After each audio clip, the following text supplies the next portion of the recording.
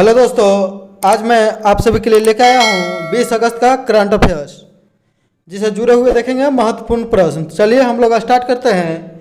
आज का पहला प्रश्न है कि केरल एडवेंचर टूरिज्म के ब्रांड एम्बेसडर किन्हें नियुक्त किया गया है। तो उत्तर है PR श्रीजेश, जो कि भारतीय हॉकी टीम के गोलकीपर है। तो भारतीय हॉकी टीम के कैप्टन कौन है? तो कप्तान है मनप्रीत सिंह, जो कि टोक्यो ओलंपिक में ध्वजवाहक के रूप में मनप्रीत सिंह और मैरी कॉम थे। तो भारतीय टीम ने टोक्यो ओलंपिक में कौन सा मेडल जीता? तो ब्रॉन्ज मेडल जीता दोस्तों, ब्रॉन्ज मेडल जीता। याद रखेंगे, ब्रॉन्ज मेडल जीता है। कितने साल के बाद ओलंपिक में कोई मेडल जीता है भारतीय हॉकी टीम ने? 41 साल बाद। इससे पहले जो था मॉस्को ओलंपिक में जीता था। मॉस्को ओलंपिक 1980 में गोल्ड मेडल जीता था भारतीय हॉकी टीम ने। याद रखेंगे। टोक्यो ओलंपिक में भारत ने कितने कुल पदक जीते? तो टोक्यो ओलंपिक में भारत ने जीते कुल पदक 7, यानी कि 1 ठो गोल्ड जीता, 2 ठो जीता सिल्वर, 4 ठो जीता ब्रॉन्ज, और टोटल रैंक कितना हो गया? तो 48। तो याद कर लेंगे, 1 क्या 2 गुना 2, यानी कि गोल्ड से छोटा है तो इस 2 गुना जीत गया 2, ऐसे छोटा 4, रैंक आ गया 4 दूनी 8, यानी 48। याद रखेंगे। प्रथम स्थान पर कौन देश रहा? टोक्यो ओलंपिक 2021 में प्रथम स्थान पर कौन देश रहा? तो प्रथम पर रहा USA अमेरिका, 39 गोल्ड जीता था। सेकंड स्थान पर रहा आपका चीन, जो कि 38 जीता था। और थर्ड स्थान पर जहां पर आयोजन हो रहा था टोक्यो, वहां रहा जापान, और भारत रहा 48। चौथा स्थान पर रहा था ब्रिटेन। याद रखेंगे, ब्रिटेन। आगे देखेंगे हम लोग कि राउंड ट्रिप के लिए किसके द्वारा रेगुलेटरी गार पेश किया जाएगा। तो राउंड ट्रिप के लिए जो है RBI, reserve bank of India, RBI। तो GAAR के फुल फॉर्म होता है जनरल एंटी अवॉइडेंस रूल। हम लोग देखेंगे RBI के बारे में थोड़ा सा कि RBI की स्थापना जो है किस कमेटी के सिफारिश पर हुई? तो हिल्टन यंग कमेटी। RBI की स्थापना हिल्टन यंग कमेटी के सिफारिश पर हुई। किस एक्ट के तहत हुआ? तो RBI एक्ट 1934। जबकि स्थापना कब हुआ था दोस्तों RBI के? तो 1935 ईस्वी में। याद रखेंगे, 1935 ईस्वी में। इसके प्रथम गवर्नर कौन थे? तो ओसबॉर्न स्मिथ।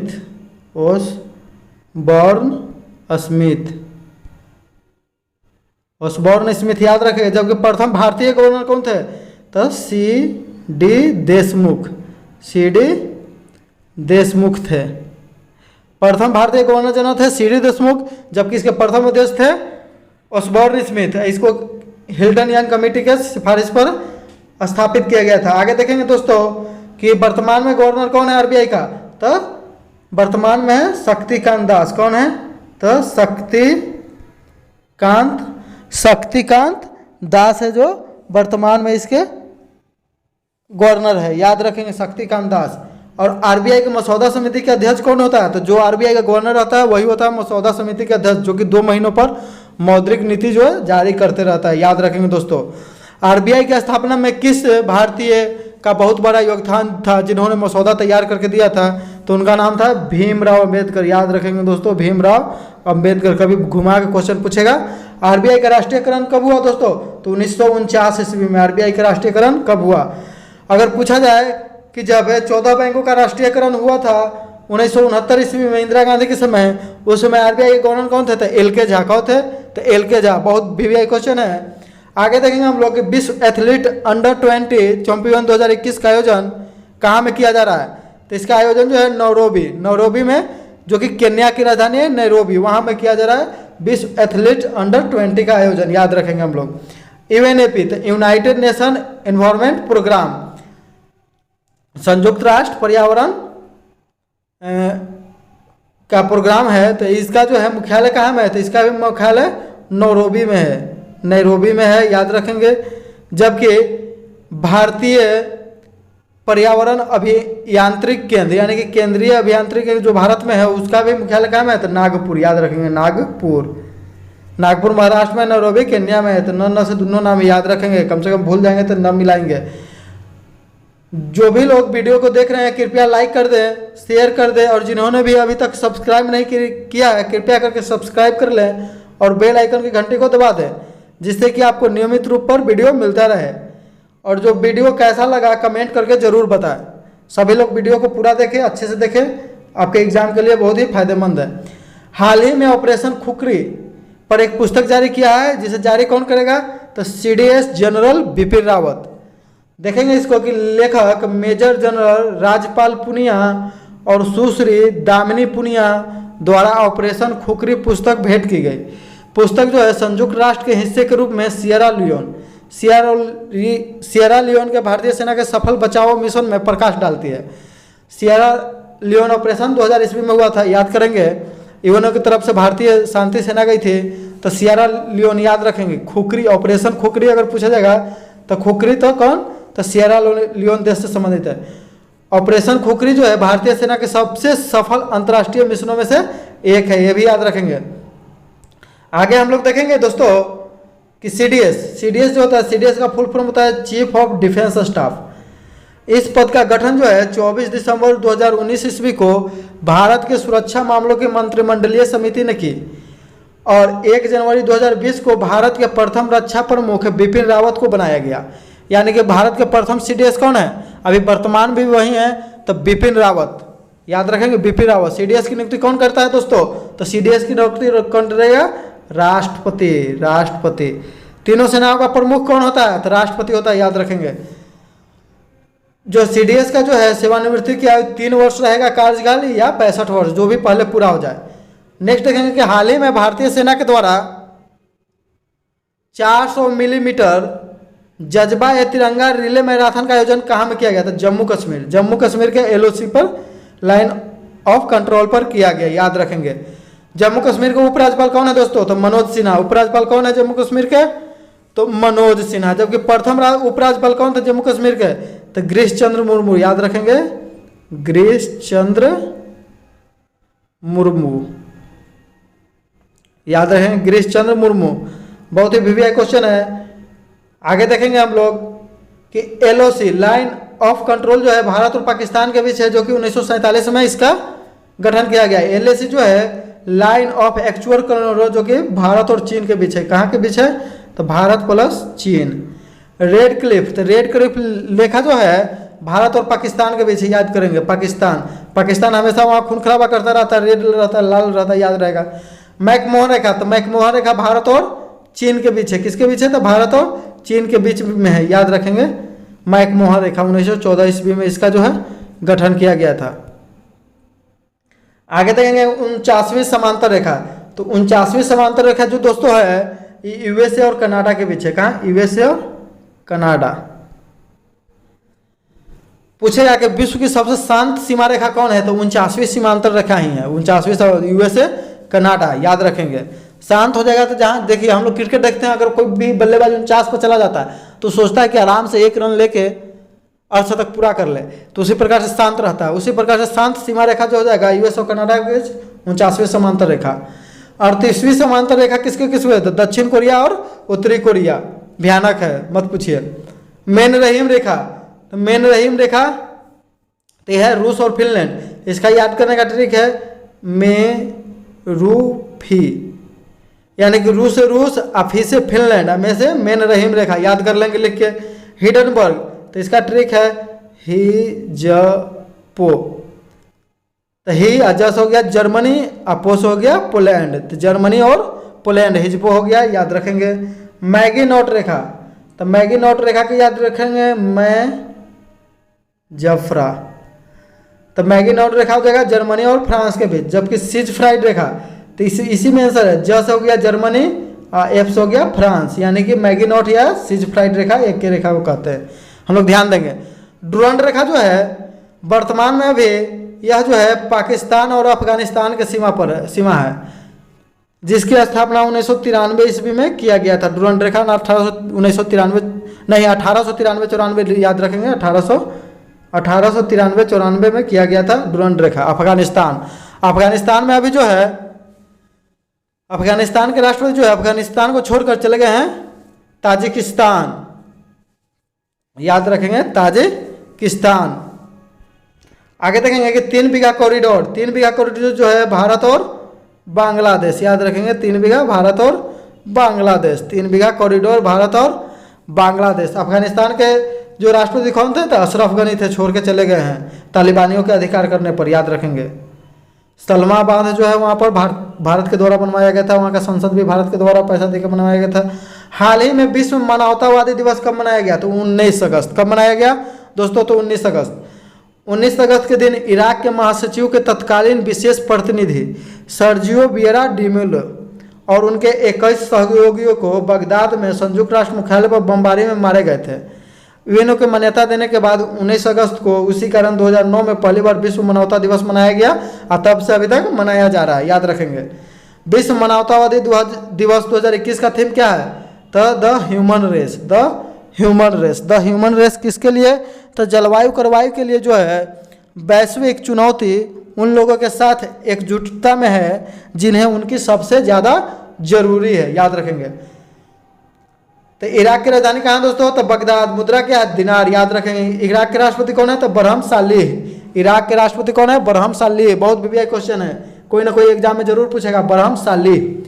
पीएम कौन है? तो मुस्तफा अल कादिमी। मुस्तफा अल कादिमी। इराक कैसे? कादिमी। कैसे? कादिमी, याद रखेंगे। नेक्स्ट देखते हैं हम लोग दोस्तों आगे कि ब्रिक्स उद्योग मंत्रियों की 5वीं बैठक की अध्यक्षता किसके द्वारा की गई?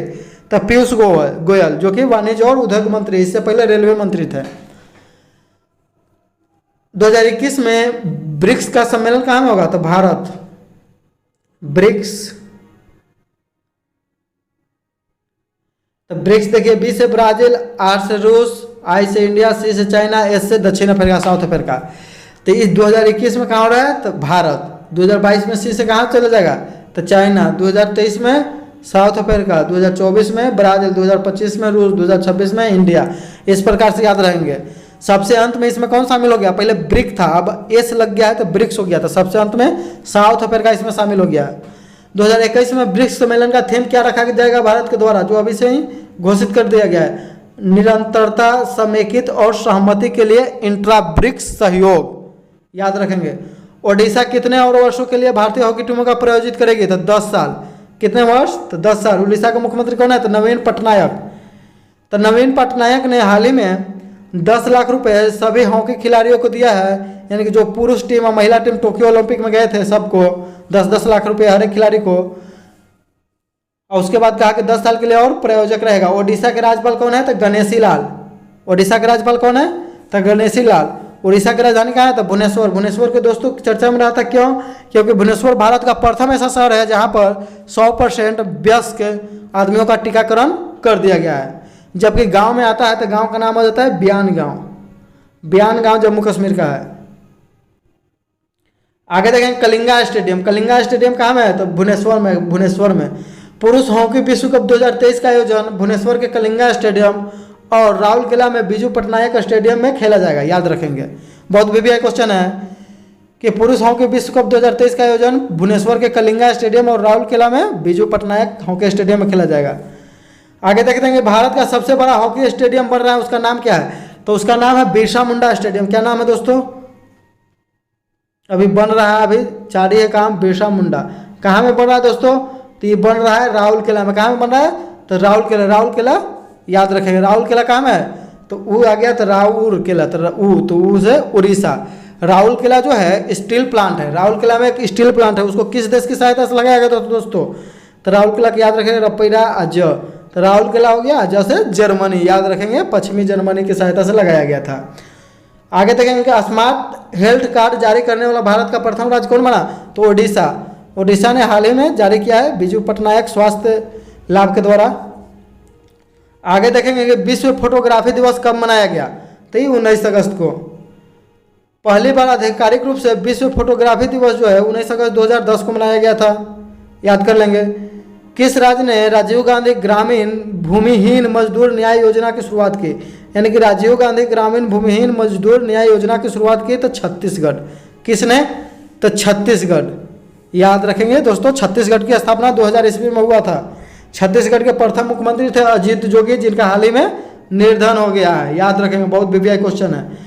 ये जो योजना लाया गया है भूमिहीन मजदूरों को बुनियादी सुविधाओं को प्राप्त करने के लिए हर साल जो है हर एक परिवार को 6000 रुपया सालाना दिया जाएगा। महतारी दुलारी योजना कहाँ से संबंधित है? तो छत्तीसगढ़। ऑपरेशन लोन बरातू, ऑपरेशन लोन बरातू का संबंध भी छत्तीसगढ़ से, जो कि नक्सलियों के आत्मसमर्पण से है। दंतेवाड़ा ये सब कहाँ में है, तो छत्तीसगढ़ में है, जो कि नक्सलवादी प्रभावित एरिया है, याद रखेंगे दोस्तों। नेक्स्ट हो जाएगा कि पांडवानी। पांडवानी जो है छत्तीसगढ़ का एक लोक नृत्य है, जिसके प्रमुख जो है कौन थी, तो तीजन बाई, तीजन बाई, याद रखेंगे तीजन बाई। पांडवानी का संबंध जो है महाभारत के पांडव से है।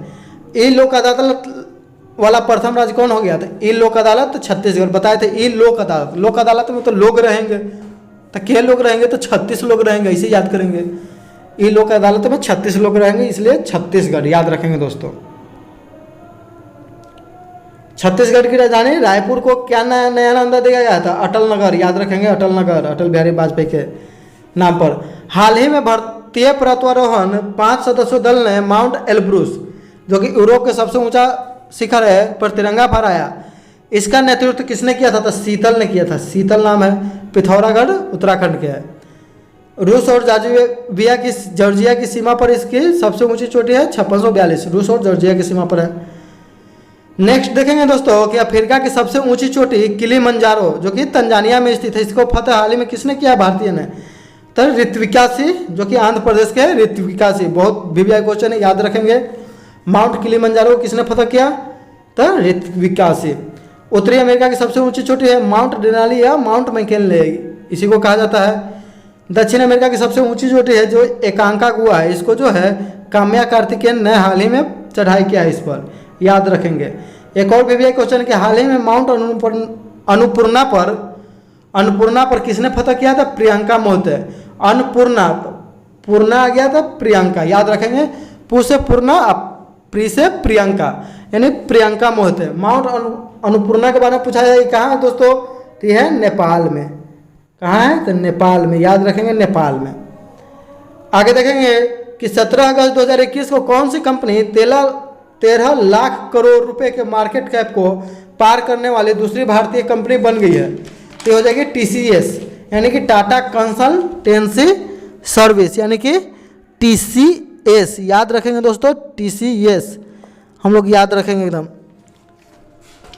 प्रथम कंपनी कौन थी जो कि इतना 13 लाख करोड़ रुपए के मार्केट कैप को पार की थी, तो रिलायंस कंपनी थी, रिलायंस इंडस्ट्रीज, हम लोग याद रखेंगे रिलायंस इंडस्ट्रीज। आगे देखेंगे दोस्तों, हम लोग आगे देखेंगे, यहाँ हम लोग समझ लेते हैं मार्केट कैप क्या होता है। तो मार्केट कैप जो होता है, एक शेयर की कीमत गुना सभी, माने कि कुल शेयरों की संख्या, दोनों को गुना कर देंगे तो मार्केट कैप निकल जाता है। बहुत ही वीवीआई क्वेश्चन है दोस्तों, याद रखेंगे कि 20वीं शताब्दी में दानदाताओं की सूची में शीर्ष स्थान पर रहा तो जमशेदजी टाटा, याद रखेंगे, बहुत वीवीआई है। विश्व में सर्वाधिक जैव विविधता कहाँ पाया जाता है, तो अमेजन के वर्षा वन, जिसे सेलवाज कहते हैं, ब्राजील के सेलवास, ये ब्राजील के पास है। जैव विविधता दिवस 22 मई को मनाया जाता है। अब भारत में जो है केरल में साइलेंट वैली है, वहाँ पर जैव विविधता पाया जाता है। साइलेंट वैली कहाँ में, तो केरल में। पृथ्वी का फेफड़ा किसे कहते थे, अमेजन वर्षा वन को, क्योंकि वह पृथ्वी में सबसे अधिक कहीं से ऑक्सीजन आता है तो अमेजन के वर्षा वन से आता है, इसलिए पृथ्वी का फेफड़ा भी कहते हैं। हाल ही में किस देश में जो है ज्वालामुखी विस्फोट से किस देश में एक नया द्वीप बन गया है, तो जापान। कहाँ, तो जापान में तो हमेशा ज्वालामुखी भूकंप आते रहता है, इसका सोचना नहीं है, क्योंकि यह परिप्रशांत पेटी का एक हिस्सा है, प्रशांत महासागर के किनारे है। होन्शु क्या है, तो होन्शु द्वीप है जापान का सबसे बड़ा द्वीप, होन्शु द्वीप। जापान की राजधानी टोक्यो किस द्वीप पर स्थित है, तो टोक्यो होन्शु द्वीप पर। निप्पन, तो जापान का पुराना नाम क्या था, तो निप्पन। निप्पन का अर्थ क्या होता है दोस्तों, तो सूर्योदय का देश। निप्पन का अर्थ ही होता है तो सूर्योदय का देश। तो सूर्योदय का देश किसे कहेंगे, तो जापान को। टोक्यो, हाल ही में जो है जापान की राजधानी टोक्यो में 32वां ओलंपिक, केवल ओलंपिक, तो 32वां ओलंपिक 2020 का आयोजन 2021 ईस्वी में किया गया, जिसमें भारत ने कुल 7 पदक जीते थे और 48वां स्थान पर आया था। नीरज चोपड़ा इसमें जीते थे क्या, तो गोल्ड मेडल। नीरज चोपड़ा कितना दूर भाला फेंके थे, 87.58, प्रथम स्थान रहे थे। द्वंद्व कहाँ तक पाला जाए, युद्ध कहाँ तक टाला जाए, तू महाराणा का वंशज है, फेंक जहाँ तक भाला जाए, और इतना दिन दूर भाला फेंका कि टॉप कर गया और गोल्ड मेडल लाया। याद रखेंगे। पैरा ओलंपिक में देवेंद्र जजरिया जो है भाला फेंक से संबंधित, जिन्होंने पैरा ओलंपिक में 2 गोल्ड मेडल जीते थे, याद रखिएगा। और प्रथम खिलाड़ी है जिनको पैरा एथलीट प्रथम खिलाड़ी है जिनको राजीव गांधी खेल रत्न पुरस्कार मिला है। चर्चा में रहा खेला होबे दिवस, चर्चा में रहा खेला होबे। खेला होबे कब चर्चा में रहा था? जब पश्चिम बंगाल में जो है विधानसभा का चुनाव हुआ था। पश्चिम बंगाल में 294 को विधानसभा सीट है, याद रखेंगे। चुनाव हुआ था तब यहाँ पर बहुत एक नारा चर्चा में रहा था खेला होबे, जिसका अर्थ होता है खेल होगा। पश्चिम बंगाल में ये मनाया कब? तो 16 अगस्त 2021 को। क्यों मनाया गया? क्योंकि एक फुटबॉल मैच में भगदड़ हो गया, वहाँ पर कुछ लोगों की मृत्यु हो गई। उन्हीं के उपलक्ष्य में ममता बनर्जी ने खेला होबे दिवस 16 अगस्त को मनाने का घोषणा किया है। ममता बनर्जी नंदीपुर चुनाव से खड़ा हुई थी और हार गई थी शुभेंदु अधिकारी से, याद रखेंगे।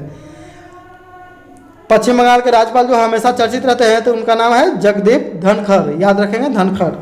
एशिया का सबसे बड़ा सोलर ट्री तो दुर्गापुर वेस्ट बंगाल, दुर्गापुर वेस्ट बंगाल। तो दुर्गापुर जो स्टील पावर प्लांट है किस देश की सहायता से लगा था दोस्तों? तो राहुल के लिए हम बताए थे राज, और दुर्गापुर बताएंगे बी, यानी बी से ब्रिटेन, बी से ब्रिटेन, याद रखेंगे। आगे देखेंगे कृषक बंधु योजना, तो पश्चिम बंगाल में चालू किया गया है, जिसमें राशियों को दुगना कर दिया गया इस साल। पहले 5 साल 5,000 रुपया दिया जाता था, अब 2 किस्तों में 10,000 रुपया दिया जाएगा। यह लागू जब हो 1 जनवरी 2019 को किया गया था। भारत की पहली मेट्रो ट्रेन कोलकाता में 1984 में चलाई गई थी, याद रखेंगे। और दूसरा मेट्रो ट्रेन दिल्ली में 2002। भारत की पहली under water train metro train कहाँ चलाई जाएगी? कोलकाता मेट्रो, हुगली नदी में, याद रखेंगे, हुगली नदी। भाला फेंक दिवस कब मनाया जाएगा? तो 7 अगस्त। तो भाला कैसे रहता है दोस्तों? ऐसा ही नहीं रहता है, तो एक पार्टी वाला को हटा देंगे तो 7 ना हो जाएगा, तो 7 अगस्त, याद रखेंगे। पराक्रम दिवस, तो सुभाष चंद्र बोस की जयंती पर 23 जनवरी को मनाया जाएगा हर एक साल, याद रखेंगे। विभिजन विभीषिका स्मरण दिवस 14 अगस्त को, इस बार प्रधानमंत्री 75वें स्वतंत्रता दिवस के उपलक्ष्य पर घोषणा किए हैं। हाल ही में किसने महिलाओं को एनडीए परीक्षा में हिस्सा लेने की अनुमति दी है? तो सुप्रीम कोर्ट। सुप्रीम कोर्ट का अभी मुख्य न्यायाधीश कौन है? नई दिल्ली में इसका जो सुप्रीम कोर्ट का है नई दिल्ली, इसके मुख्य न्यायाधीश है नुथालपट्टी वेंकट रमन्ना, NV रमन्ना, नुथालपट्टी वेंकट रमन्ना, जो कि 48वें मुख्य न्यायाधीश हैं। सुप्रीम कोर्ट में वकील से डायरेक्ट न्यायाधीश बनने वाली प्रथम महिला, यानी कि सुप्रीम कोर्ट में वकील से डायरेक्ट न्यायाधीश बनने वाली प्रथम महिला कौन है? तो इंदु मल्होत्रा, जो कि अभी न्यायाधीश है सुप्रीम कोर्ट में, याद रखिएगा, कभी भी एग्जाम में पूछ सकता है। एनडीए का मुख्यालय कहाँ दोस्तों? ये एनडीए होगा, एनडीए का मुख्यालय है खड़गवासला, महाराष्ट्र में, याद रखेंगे। National defence academy Khadakwasla, Maharashtra. किसे टाइम की पहली किड ऑफ द ईयर चुना गया है? तो गीतांजलि राव। किसे? तो गीतांजलि राव, याद करेंगे, टाइम की पहली kid of the year Geetanjali Rao. विश्व पुस्तक राजधानी 2021, तो तिब्लिसी, जो कि जॉर्जिया की राजधानी है, जॉर्जिया की राजधानी है तिब्लिसी, उसको चुना गया विश्व पुस्तक राजधानी 2021। आगे देखेंगे महत्वपूर्ण निधन, हाल ही में जिनको मृत्यु हुआ उनका संबंध। एग्जाम में पूछते रहता है कि पद्मा सचदेव, तो डोगरी भाषा की कवित्री थी, याद रखेंगे। मानकौर, तो मानकौर जो थी बहुत ही उम्रदराज एथलीट थी, 105 वर्ष की उम्र में एथलीट थी। सुंदरलाल बहुगुणा, जो कि पर्यावरण संरक्षण से संबंधित है, उत्तराखंड के थे, या चिपको आंदोलन से भी संबंधित है, याद रखेंगे। दिलीप कुमार, भारतीय सिनेमा के जगत के बहुत ही नामी हस्ती, जिनका मूल नाम था यूसुफ खां। क्या नाम था? यूसुफ खां। इन्हें निशाने पाकिस्तान से भी सम्मानित किया गया है, याद रखेंगे। इन्हें ट्रेजिडी किंग कहा जाता है, ट्रेजिडी किंग कहा जाता है, याद रखेंगे। नंदू नाटेकर नाटेकर नहीं याद रखें, बाटेकर, तो बैडमिंटन खिलाड़ी थे। अंतर्राष्ट्रीय प्रतियोगिता जीतने वाला प्रथम भारतीय है, अंतर्राष्ट्रीय प्रतियोगिता जीतने वाला प्रथम भारतीय कौन है? तो नंदू नाटेकर। केशव दत्त हॉकी खिलाड़ी है, केशव दत्त, जो कि 2 गोल्ड मेडल ओलंपिक में लाए थे इनके। मौलाना बहीउद्दीन खान, तो पद्म विभूषण 2021 मिला था मौलाना बहीउद्दीन खान। मिल्खा सिंह, तो भारतीय एथलीट, जो कि रेसिंग से संबंधित है। इनकी आत्मकथा का नाम क्या है? तो the race of my life, the race of my life.